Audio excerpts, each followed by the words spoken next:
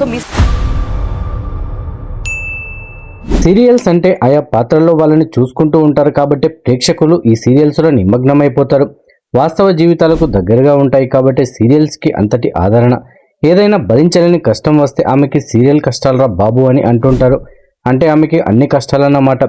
Real లైఫ్లో serial కష్టాలను అనుభవించే వాళ్ళ రియల్ లైఫ్లో అంతకుమించే అనుభవిస్తుంటారు.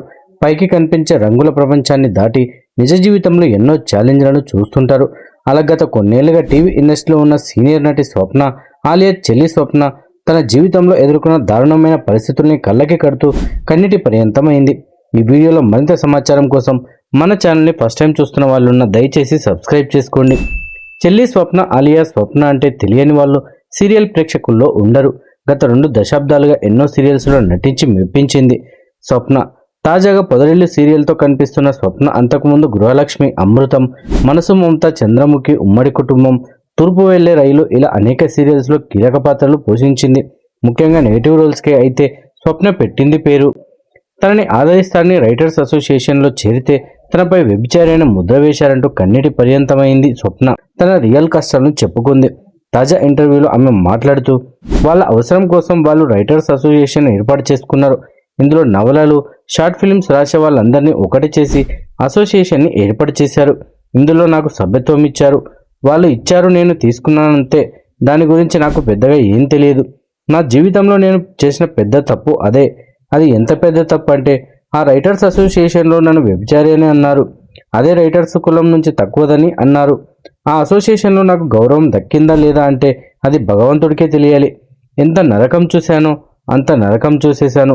వాళ్ళ మాటల్ని తట్టుకోలేక చాలాసార్లు చనిపోవడానికి కూడా సిద్ధమయ్యాను. ఇప్పటికి కూడా నేను మానసికంగా చాలా డిస్టర్బ్ అయ్యాను. ఈ డిప్రెషన్లో నేను చనిపోయినా, ఎవరు చింపేసినా అది రైటర్స్ అసోసియేషన్ వల్లే అవుతుంది. ఖచ్చితంగా వాళ్ళ వల్లే అని చెప్పగలను. ఆ అసోసియేషన్కి చాలా మంచి వ్యక్తి ప్రెసిడెంట్. కానీ ఎవరైనా తప్పుగా మాట్లాడితే అది తప్పు అని ఖండించడు ఆయన. ఎవరైనా ఆడపిల్లని తక్కువ చేసి మాట్లాడితే అది తప్పు అని చెప్పడు ఆయన. ఎంకరేజ్ చేస్తాడు. ఇంకా అది కరెక్ట్ కాకపోతే వాళ్ళు అని ఉండరు కదా అని అంటారు. నేను నీతైన దాన్ని, నేను చెప్పేదే కరెక్ట్ అని చెప్పడం లేదు, కానీ అనుభవించిన వాళ్ళకే తెలుస్తుంది. రైటర్స్ అసోసియేషన్లో విజయ్ కుమార్ అని రియల్ ఎస్టేట్ చేసేవారు. ఆయన ఒక 100 మంది పేద ఆర్టిస్టులకు ఇళ్ల స్థలాలు ఫ్రీగా ఇస్తాను, ఒక్కో క్రాఫ్ట్ నుంచి 5 చొప్పున ఇళ్ల స్థలాలు ఇచ్చి దానికి టీవీ నగర్ అని పేరు పెడతానని ప్రకటన చేశారు. దానికి ఫిలిం ఛాంబర్లో చాలా పెద్దగా గ్రాండ్ ఓపెనింగ్ చేశారు. తలసాని శ్రీనివాస్ యాదవ్ గారితో పాటు చాలామంది వచ్చారు. ఒక్కో క్రాఫ్ట్ నుంచి 5 అంటే అందులో రైటర్స్ అసోసియేషన్ కూడా ఉంటుంది కదా. అందులో 5 అంటే నా పేరు ప్రకటించారు. పాపం మా అమ్మాయి చాలా ఏళ్ళుగా ఉంది. ఫైనాన్షియల్గా కూడా ఏం సంపాదించలేదు, బాగా కష్టపడుతుంది. స్వప్న పేరు రాద్దామని అన్నారు. ఆ స్థలం ఎక్కడుందో ఊరు చివర. అది మహా అయితే 1,00,000-1,50,000 వాల్యూ చేస్తుందని కూడా అన్నారు. నా పేరు చెప్పడం అందరికీ ఆమోదయోగ్యమేనా అని అందరినీ అడిగారు. వీళ్ళంతా పేదలంటూ స్టేజ్ మీదకి పిలిచారు. ఆ టైంలో మా అమ్మ చనిపోవడంతో నేను చాలా బాధలో ఉన్నాను. కోవిడ్ టైం కాబట్టి మాస్క్ పెట్టుకొని ఉన్నాను. కానీ స్టేజ్పై మాస్క్ తీయించారు. ఫ్రీగా అంటే తీసుకోవడానికి వచ్చేసావు, కానీ మొహం చూపించాలంటే నమోషినా, మాస్క్ తీ, పేదదానివి అని తెలియకూడదా అంటూ స్టేజ్పై మాస్క్ తీయించారు. అది జరిగి 5 ఏళ్ళు అవుతుంది. ఇప్పటికీ ఆ స్థలం నాకు ఇవ్వలేదు. ఇవ్వకపోగా ఆ స్వప్నకి ఎందుకు ఇచ్చారు అని విజయ్ కుమార్తో సంబంధం ఉందా, లేదంటే అసోసియేషన్ ప్రెసిడెంట్ సురేష్తో సంబంధం ఉందా, వాళ్ళిద్దరితో తప్పుడు పనులు చేస్తేనే స్థలం రాసిచ్చారేమో అని డైరెక్ట్గా అసోసియేషన్ గ్రూప్లో మెసేజ్ పెట్టారు. దానికి గ్రూప్లో ఉన్న 150 మెంబర్స్ సపోర్ట్ చేశారు. అది నాకు చాలా బాధ వేసింది. నేను తప్పు చేసేదాన్ని అయితే ఎక్కడో ఊరి చివరి ఇచ్చే ₹1,00,000 స్థలం కోసం ఎందుకు తప్పు చేయాలి? అలాంటి తప్పుడు పనులు చేసేదాన్ని అయితే ఇంతవరకు ఎందుకు? నేను 4-5 ఏళ్లకే సెటిల్ అయిపోయేదాన్ని కదా. నాకు 18 ఏళ్ల వయసు ఉన్నప్పుడు ఇండస్ట్రీకి వచ్చాను. యంగ్స్టర్గా ఇండస్ట్రీకి వచ్చాను. తప్పుడు పని చేసి సెటిల్ అవ్వాలనుకుంటే ఆ రోజే తప్పు చేసేదాన్ని కదా, అప్పుడే సెటిల్ అయ్యేదాన్ని కదా. నా గురించి గ్రూప్లో అంత దారుణంగా మాట్లాడుతున్నారని మా అసోసియేషన్ ఫౌండర్ ప్రెసిడెంట్ సురేష్ గారికి ఫోన్ చేసి నా గురించి దారుణంగా మాట్లాడుతున్నారు సార్. నేను ఎక్కడ వ్యభిచారం చేశానో చెప్పండి. మీతో కానీ ఆయనతో కానీ నేను తప్పు చేసి ఉంటే చెప్పండి. నాకు ఎక్కడ ల్యాండ్ ఇచ్చారో చెప్పండి. నా వృత్తి అది అని డిక్లేర్ చేసేశారు కదా, చెప్పండి నేను ఏం తప్పు చేశానో.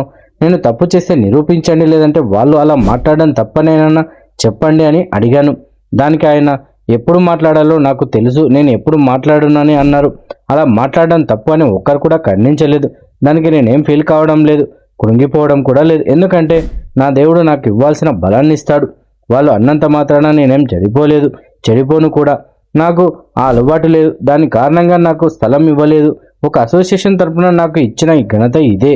ఇప్పటికే అంటారు, స్వప్నకి కృతజ్ఞత లేదు, ఆయన ఎప్పుడో అన్న మాటనే పట్టుకుంటుంది అని అంటారు. నేను ఈ రైటర్స్ అసోసియేషన్ పెద్ద ఆయన దగ్గర 2 ప్రాజెక్టులు చేశాను. కొమరం భీం, చాగలేలమ్మ ఈ 2 చేశాను. కొమరం భీం నేను చేయాల్సిన ప్రాజెక్టు కాదు, వేరే కన్నడ అమ్మాయిని తీసుకున్నారు.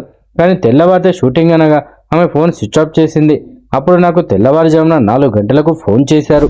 నువ్వు అర్జెంటుగా బయలుదేరి రావాలి అని ఫోన్ చేశారు. అది నాగబాల సురేష్ గారి ప్రొడక్షన్ అని కూడా తెలిసిన తర్వాత తెలిసింది అంటూ తన బాధల్ని చెప్పుకొచ్చింది సీరియల్ నటి స్వప్న.